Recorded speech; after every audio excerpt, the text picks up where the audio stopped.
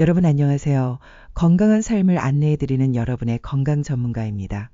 오늘은 우리가 매일 마시고 있지만 너무 당연하게 여겨 잘 모르는 물에 대해 이야기해 보겠습니다. 단순히 목을 축이는 음료가 아니라 제대로 알고 마셔야 하는 약 같은 물. 왜 물이 우리 몸에 그렇게 중요한지, 또 어떻게 마셔야 건강에 도움이 되는지 차근차근 풀어드리겠습니다. 끝까지 함께 하시면 오늘 영상이 여러분의 생활 습관을 바꾸는 중요한 전환점이 될 겁니다. 그리고 시작하기 전에 말씀드립니다. 구독과 좋아요는 영상 제작에 큰 힘이 됩니다. 주변에 계신 소중한 분들께도 공유해 주시면 많은 분들이 함께 건강해질 수 있습니다. 인류 역사에서 물은 단순한 음료가 아니라 생명과 직결된 자원이었습니다. 고대 문명은 모두 큰 강을 중심으로 발달했습니다. 나일강의 이집트, 티그리스와 유프라테스 강의 메소포타미아, 인더스 강의 인더스 문명, 황허강의 중국 문명까지. 이들은 단순히 농업에 필요한 물을 얻었을 뿐만 아니라 물을 치유와 정화의 상징으로 삼았습니다. 우리나라에서도 오래전부터 아침에 일어나자마자 맑은 물 한 사발을 마시는 습관을 약수 마시기라고 불렀습니다. 심지어 조선시대 의서인 동의보감에서도 물은 음양의 균형을 잡아주는 근본적인 치료제라고 기록되어 있습니다. 이처럼 물은 동서고금을 막론하고 건강의 기초로 인식되어 왔습니다. 그런데 현대의학도 똑같은 이야기를 하고 있습니다.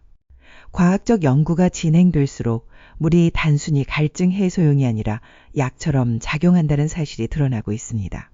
예를 들어 2015년 미국 국립보건원 NIH에서 3만 명 이상을 대상으로 조사한 결과 물을 충분히 마신 그룹은 그렇지 않은 그룹보다 신장기능 저하율이 30% 낮았다는 통계가 있습니다. 또한 일본 도쿄의학연구센터에서는 60세 이상 노인 5천 명을 추적했는데 하루 평균 1.5리터 이상 물을 마신 사람은 그렇지 않은 사람보다 뇌졸중 발생 위험이 21% 감소했다는 결과가 나왔습니다. 이런 수치는 물이 단순한 음료가 아니라 질병을 예방하는 보호막이라는 걸 보여줍니다. 특히 나이가 들수록 물은 더 소중해집니다. 노년층은 갈증을 느끼는 신호가 둔해지는 특성이 있습니다. 즉 몸은 이미 탈수 상태인데 스스로는 목이 마르지 않다고 착각하는 경우가 많습니다. 세계보건기구 WHO의 보고에 따르면 65세 이상 노인의 20%가량이 만성적 저수분 상태에 놓여 있다고 합니다. 이것이 왜 문제냐면 탈수는 단순히 입이 마른 상태가 아니라 혈액이 끈적해지고 뇌와 신경의 기능이 떨어지는 시작점이 되기 때문입니다. 실제로 노인 탈수는 낙상 사고와도 연관이 있습니다. 2020년 유럽 노인건강학회 발표 자료에 따르면 탈수 상태의 노인은 균형 감각 저하로 인해 낙상 위험이 약 2.4배 높아진다고 합니다. 즉 물을 제대로 마시지 않으면 뼈와 관절을 지키려 아무리 좋은 영양제를 챙겨도 효과가 반감될 수 있다는 뜻입니다. 여러분, 지금까지 말씀드린 것처럼 물은 단순한 습관이 아니라 건강 수명을 늘려주는 약 같은 존재입니다. 하지만 여기서 중요한 건 얼마나, 언제, 어떻게 마시느냐입니다. 이 부분은 뒤에서 자세히 말씀드릴 테니 끝까지 함께 해주세요. 여러분, 물 이야기를 조금 더 깊이 들어가 보겠습니다. 물은 단순히 갈증을 해소하는 음료가 아닙니다. 사실상 우리 몸의 모든 기능을 움직이게 하는 보이지 않는 엔진오일과도 같습니다. 자동차가 기름만으로는 달릴 수 없고 반드시 엔진오일이 있어야 부드럽게 작동하듯이 우리 몸도 영양소와 운동만으로는 충분하지 않습니다. 물이 있어야만 제대로 돌아가는 것이죠.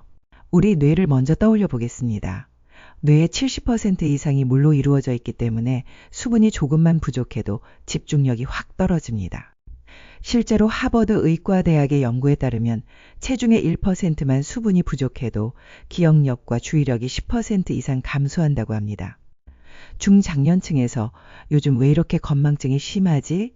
하는 분들 중 상당수는 사실 노화 때문이 아니라 만성적인 수분 부족 때문일 수 있다는 얘기입니다.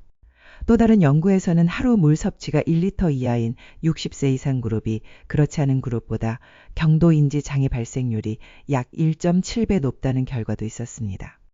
혈액을 생각해 볼까요? 피의 90% 이상이 물입니다. 그런데 수분이 부족하면 혈액이 끈적해지고 결국 혈관을 따라 원활하게 흐르지 못합니다. 캐나다 토론토 대학 연구팀은 충분히 물을 마시는 습관만으로도 심근경색 위험을 약 40% 줄일 수 있다고 보고했습니다. 이유는 단순합니다.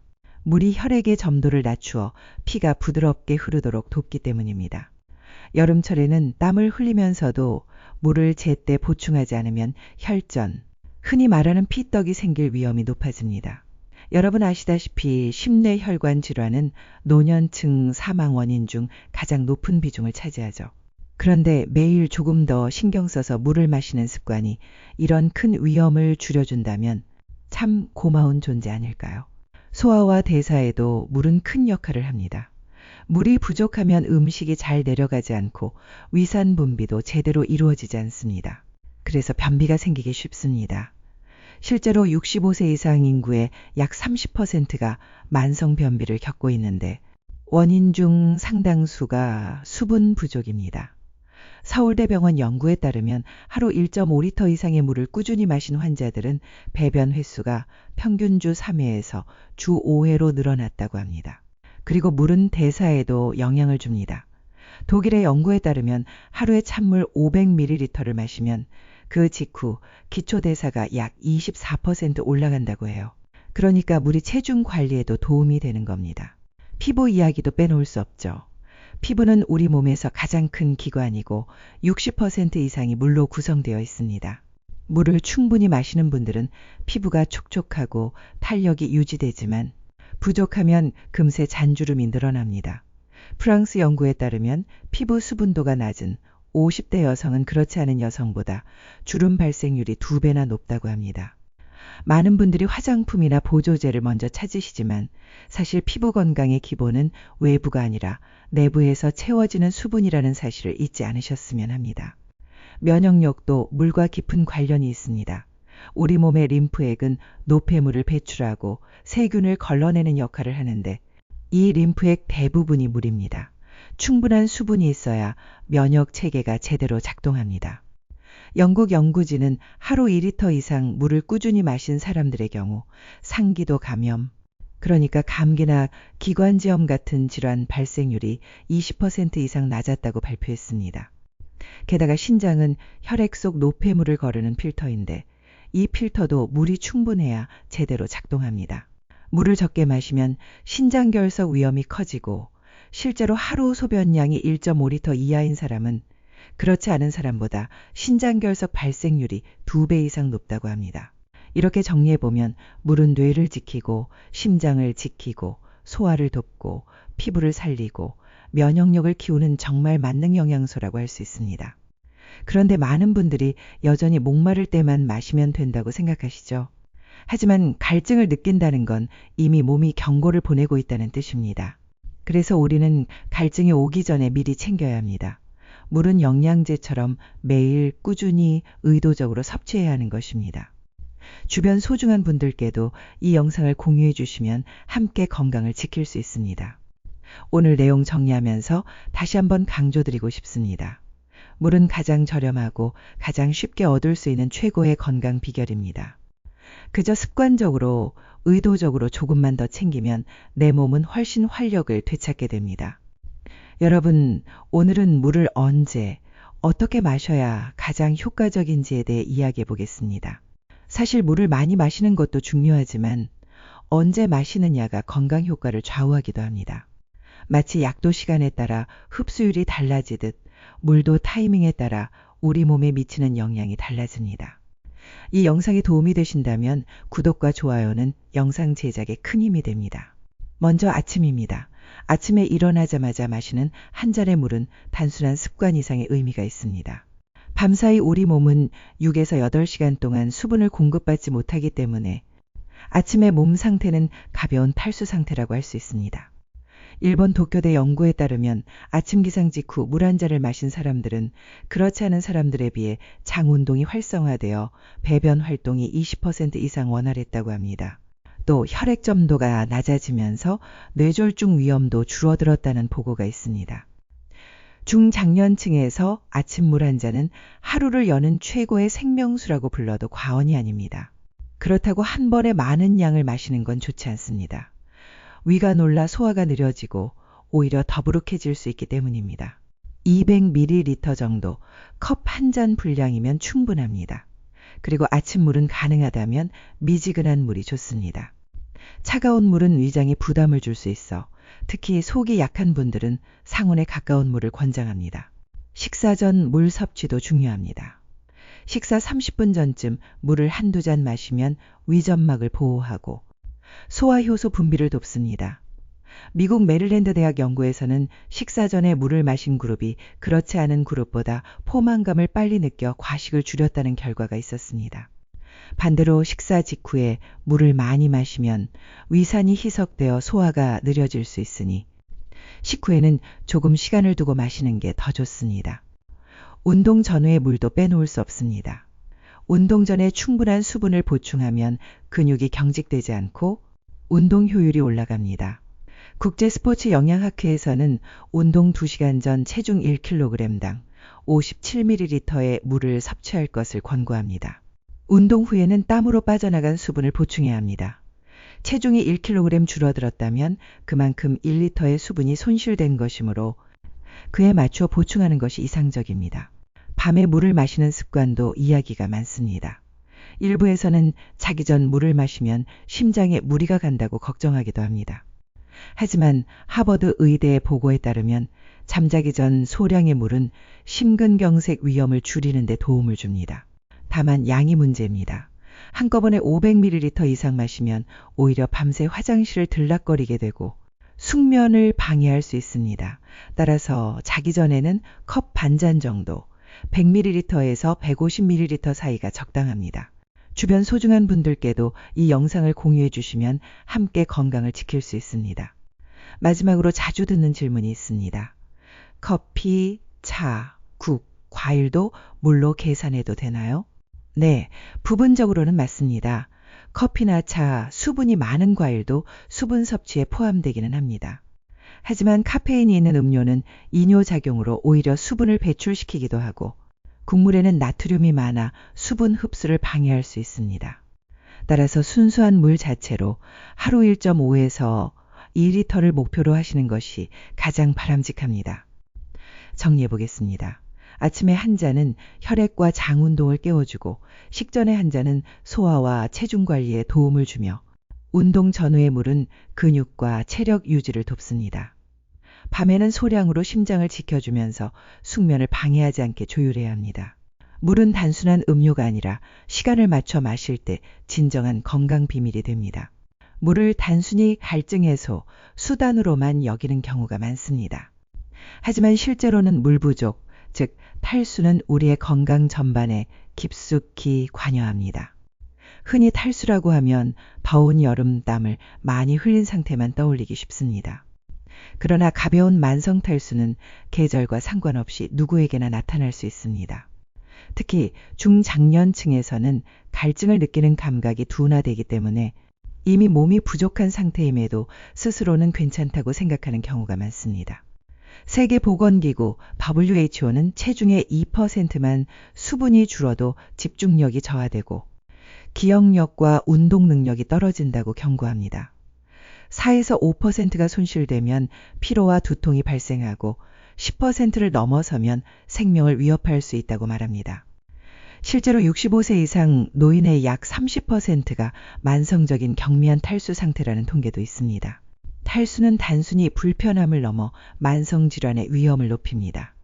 혈액이 끈적해지면 심혈관계에 부담이 가고 콩팥은 노폐물을 제대로 걸러내지 못합니다.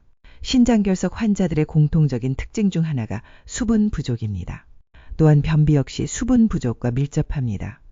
장 안에 머무는 음식물이 충분히 부드러워지려면 물이 필요하기 때문이죠. 피부 건강도 예외가 아닙니다. 피부의 탄력과 윤기를 유지하는 데에는 수분이 핵심적입니다. 물을 충분히 마시지 않는 사람은 주름이 빨리 생기고 탄력이 떨어질 가능성이 높습니다.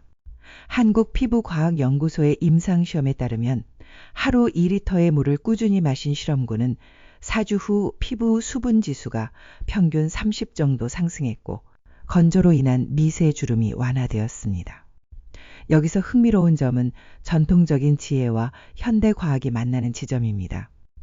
동양의 한의학에서는 오래전부터 물을 생명의 근원이라 불렀습니다.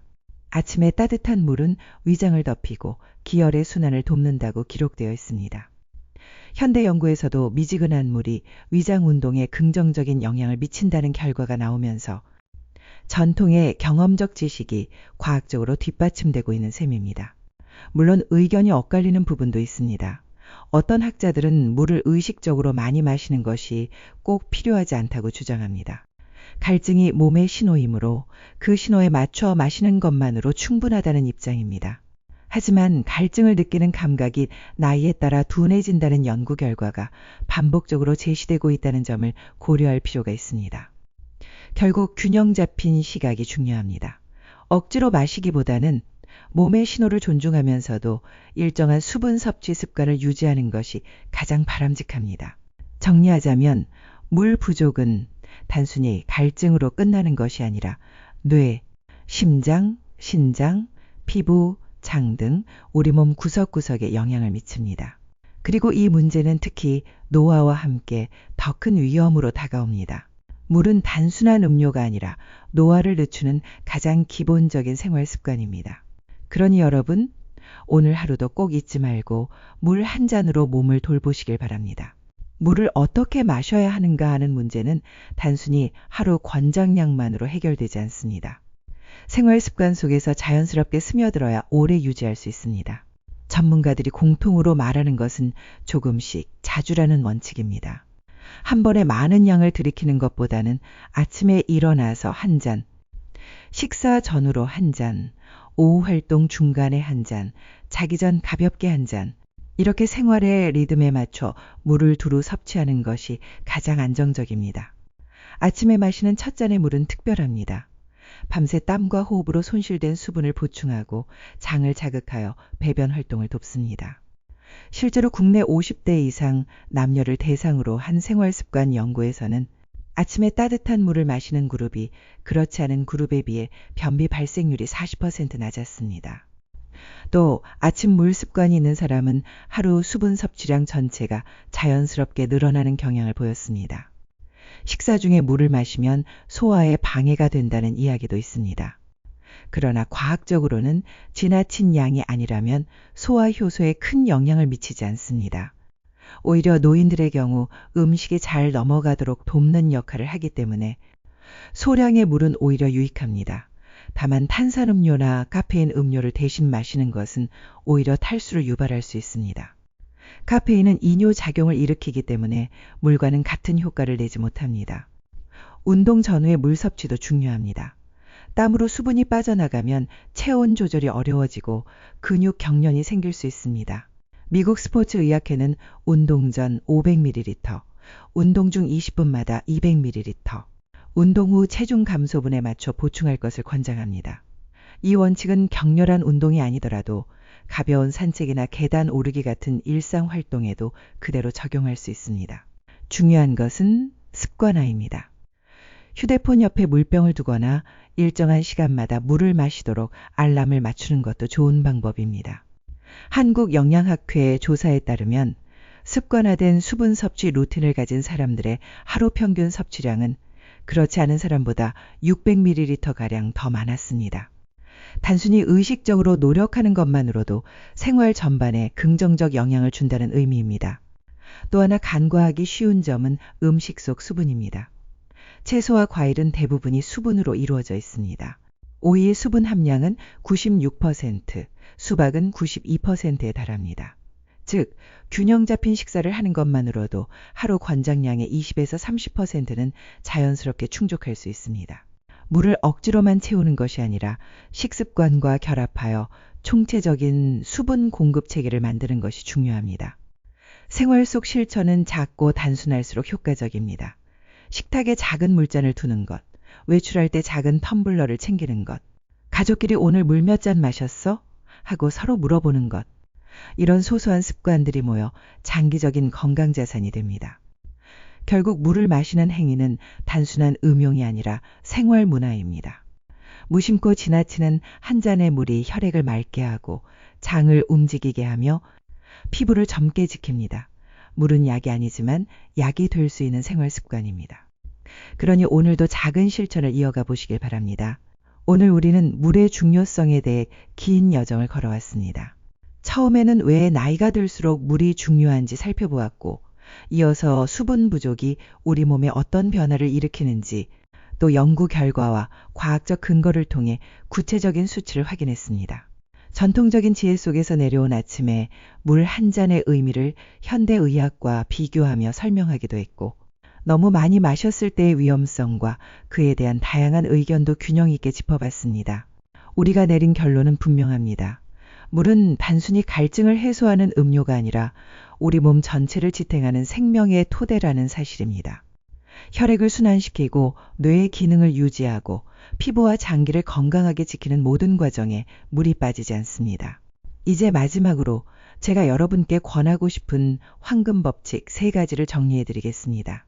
첫째, 아침에 일어나서 따뜻한 물 한 잔으로 하루를 시작하세요. 밤새 잃어버린 수분을 보충하고 장을 부드럽게 깨우는 최고의 습관입니다. 둘째, 조금씩 자주 마시는 원칙을 잊지 마세요. 한 번에 많은 양보다 생활의 리듬 속에서 고르게 마시는 것이 훨씬 효과적입니다. 셋째, 음식 속 수분까지 포함해 균형 잡힌 섭취를 하세요. 채소와 과일은 좋은 수분 공급원이자 영양소의 보고입니다. 이 3가지를 지키는 것만으로도 여러분의 하루 수분 균형은 크게 달라질 것입니다. 건강은 거창한 변화에서 시작되지 않습니다. 책상 옆에 놓인 물컵 하나, 외출길에 챙긴 텀블러 하나가 결국 수십 년의 건강을 좌우하게 됩니다. 끝으로 이 말씀을 드리고 싶습니다. 건강을 지키는 일은 혼자만의 과제가 아니라는 점입니다.